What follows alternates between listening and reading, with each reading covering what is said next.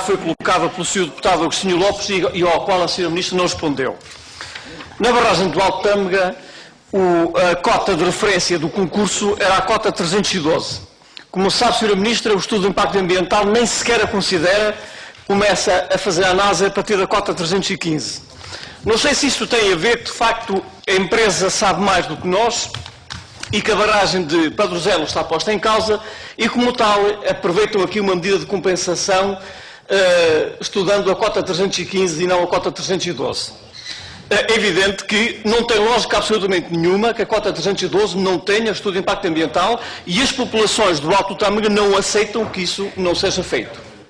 Depois, não há, o estudo não refere qual é o impacto que surge entre a cota máxima de nível de pleno armazenamento e a cota mínimo de aproveitamento, que é um diferencial de cota enorme, que vai gerar um impacto grande nas encostas na paisagem e, como sabe, nos períodos de estiagem o que temos é encostas lodosas.